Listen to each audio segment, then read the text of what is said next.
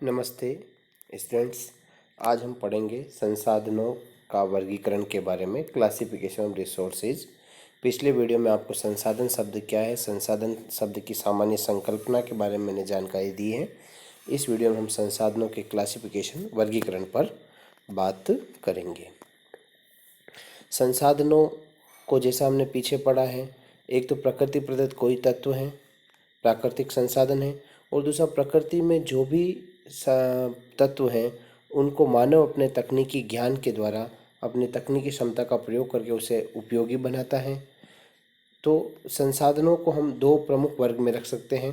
एक तो मानव स्वयं एक संसाधन है, मानवीय संसाधन, और दूसरा प्रकृति प्रदत्त जो तत्व हैं उन्हें मानव अपने तकनीकी ज्ञान से जो है वैज्ञानिक विकास के द्वारा प्रकृति के किसी साधन को संसाधन में बदलता है, उस तत्व से कोई न कोई उपयोगिता जो है खोजता है। इस प्रकार दो प्रमुख संसाधन के दो प्रमुख वर्ग हो जाते हैं, एक ह्यूमन रिसोर्सेज और दूसरा नेचुरल रिसोर्सेज, मानवीय संसाधन और प्राकृतिक संसाधन। मानवीय जो संसाधन है उनमें पुनः मानवीय संसाधनों का अपन तीन प्रमुख पक्ष हो सकते हैं। पहला, किसी प्रदेश या देश की जनसंख्या और उस जनसंख्या की शारीरिक क्षमता, मानसिक क्षमता एवं स्वास्थ्य, ये एक पक्ष है कि किसी प्रदेश की जनसंख्या, उस जनसंख्या की शारीरिक क्षमता, मानसिक क्षमता, उसका उत्तम स्वास्थ्य। दूसरा, उस प्रदेश देश की जो जनसंख्या है, जनता है, वहाँ का सामाजिक संगठन। अलग अलग देशों में अलग अलग प्रकार की व्यवस्थाएं होती है, कहीं समाजवादी व्यवस्था, कहीं पूंजीवादी व्यवस्था, कहीं साम्राज्यवादी व्यवस्था, उपनिवेशवाद, साम्यवाद, अलग अलग प्रकार की जो सामाजिक व्यवस्था हैं वहाँ संसाधन उपयोग अलग अलग प्रकार व्यवस्थाओं से प्रभावित होता है और उसके अनुसार ही किसी प्रदेश का आर्थिक विकास का स्तर जो है वो निर्धारित होता है। तो किसी प्रदेश का सामाजिक संगठन, और एक तो जनसंख्या, उसकी शारीरिक मानसिक क्षमता स्वास्थ्य, दूसरा सामाजिक संगठन, तीसरा किसी प्रदेश का संस्कृति का प्रतिरूप, यानी कि जिस प्रदेश में विज्ञान और तकनीकी का विकास अधिक हुआ है वहाँ का आर्थिक विकास का स्तर भी उच्च होगा, और जहाँ आर्थिक तकनीक विकास का स्तर निम्न है वह आर्थिक विकास भी जो है उसकी स्थिति भी कमज़ोर होगी, निम्न होगी। जैसे यूएस, यूरोपीय देशों ने अपने विज्ञान तकनीकी का उन्नति वहाँ अधिक करी है, तो वहाँ आर्थिक विकास की अवस्थाओं को भी उन्होंने बहुत अधिक सुदृढ़ बना लिया है। तो मानवीय संसाधन के तीन प्रमुख पक्ष, एक किसी प्रदेश की जनसंख्या, उसका शारीरिक मानसिक क्षमता स्वास्थ्य, दूसरा सामाजिक संगठन, तीसरा संस्कृति यानी कि आर्थिक विकास का, वैज्ञानिक तकनीकी विकास का स्तर। मानवीय संसाधनों के बाद दूसरा पार्ट है नेचुरल रिसोर्सेज, प्राकृतिक संसाधन।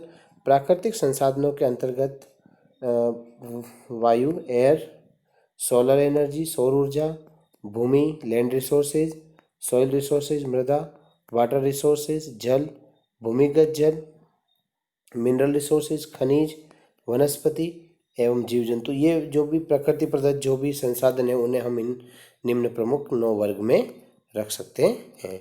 इनके बारे में, ये प्रकृति प्रदत्त जो संसाधन है जिनका मानव अपने लिए उपयोग करता है और अपनी आवश्यकताओं की पूर्ति करता है, इन सभी संसाधनों का उपयोग करते हुए, प्राकृतिक संसाधनों का उपयोग करते हुए।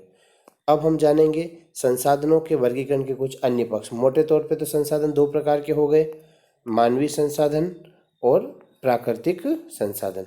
अब संसाधनों के, इन्हीं दो संसाधनों के अलग अलग आधारों पर वर्गीकरण करें तो कुछ अलग अलग आधारों पर। पहला आधार है अधिकार क्षेत्र की दृष्टि से देखें तो हम संसाधनों को 3 वर्ग में रख सकते हैं, व्यक्तिगत संसाधन, राष्ट्रीय संसाधन और विश्व संसाधन। व्यक्तिगत संसाधन वे संसाधन जिन पर किसी व्यक्ति या परिवार या संस्था का स्वामित्व होता है, जैसे भूमि है, मकान है, नगद राशि है, कोई आभूषण है, ज्वेलरी है, शारीरिक मानसिक क्षमता है, उत्तम अच्छा स्वास्थ्य है, उत्तम चरित्र है। ये कौन से संसाधन होंगे? व्यक्तिगत संसाधन।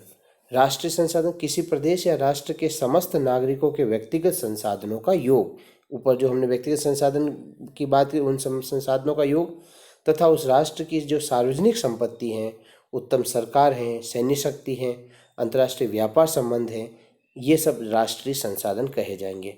और नागरिकों के उत्तम चरित्र और देशभक्ति जो है, किसी देश के नागरिकों का उत्तम चरित्र और उनकी जो राष्ट्रभक्ति है वह भी प्रमुख राष्ट्रीय संसाधन होता है। वैश्विक संसाधन जैसे अंतर्राष्ट्रीय जो संसाधन जिसमें महासागर हैं, आकाश हैं, इन्हें हम अंतर्राष्ट्रीय विश्व संसाधन कह सकते हैं।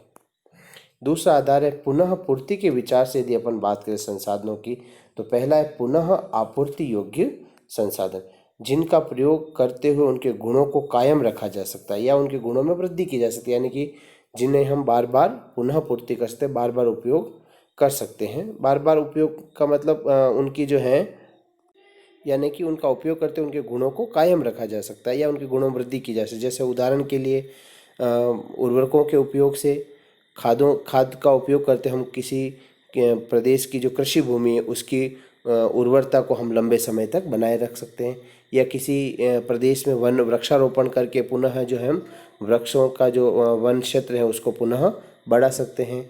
या नदियाँ भी जो है सतत प्रवाही है, जल संसाधन नदियों का जो है हम बार बार उपयोग जो है कर सकते हैं।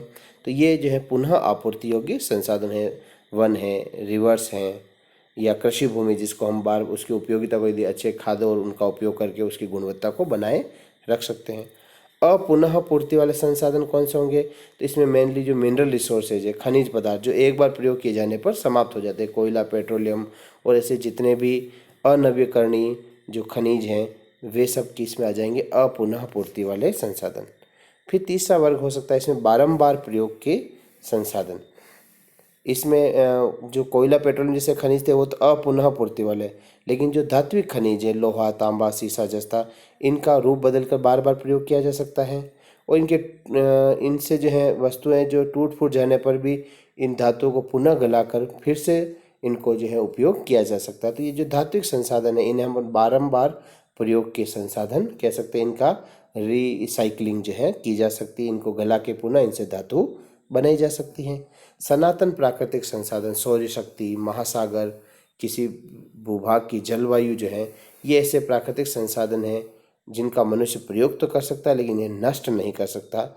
ऐसे ये जो संसाधन हैं, सौर शक्ति, महासागर, जलवायु, ये सनातन प्राकृतिक संसाधन। हम इसमें नदियों को भी यहाँ शामिल कर सकते हैं, परंतु नदियों में मनुष्य प्रदूषण का स्तर बढ़ने के कारण नदियों के पानी को जो है प्रदूषित कर देते हैं, तो वहाँ उसका जो है क्वालिटी जो है वो डाउन की जा सकती है।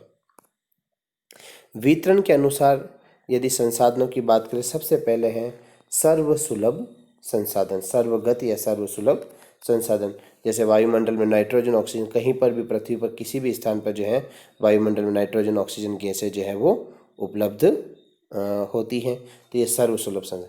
एक है सामान्य सुलभ संसाधन, यानी कि ये मोस्टली हर जगह मिल जाते हैं, लगभग सभी जगह जो अवेलेबल होते हैं। जैसे कृषि उत्पादन योग्य जो है कृषि भूमि है, मृदा संसाधन है, जल है, चरागाह भूमि जो अधिकांश स्थलों पर मिल जाते हैं, नॉर्मली मिल जाते हैं, सामान्य सुलभ संसाधन। विरल संसाधन जो हर जगह उपलब्ध नहीं होते हैं, पृथ्वी पर किसी विशेष स्थानों पर ही जिनके भंडार होते हैं, जैसे कोयला, पेट्रोलियम, तांबा, सोना, यूरेनियम या अन्य कई प्रकार के खनिज हैं, तो हर स्थान पर नहीं होते हैं, पर्टिकुलर किन्हीं स्थानों पर ही होते हैं, तो वे ये विरल संसाधन के उदाहरण होंगे।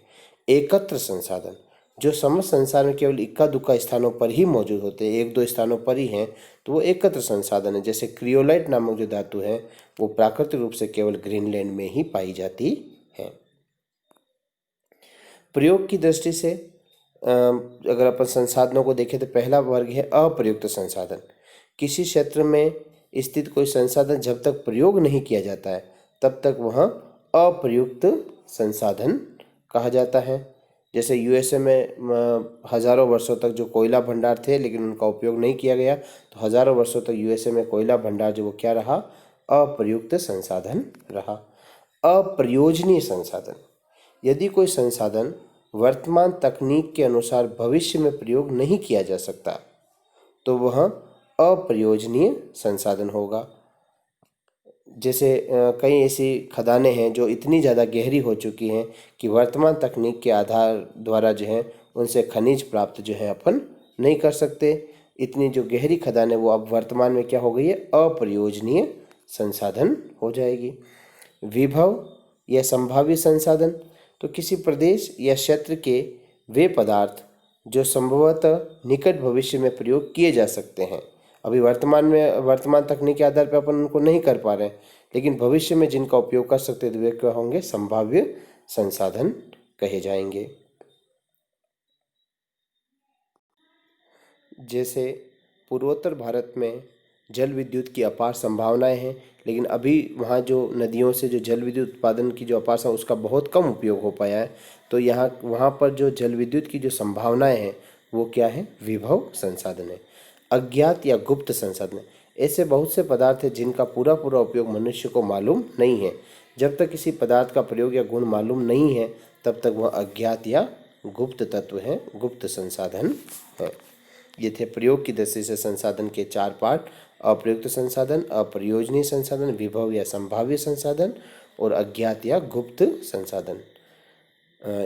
ये हमने संसाधनों के वर्गीकरण के बारे में पढ़ा। आप सभी को धन्यवाद। अगले वीडियो में हम संसाधन संरक्षण के संदर्भ में पढ़ेंगे।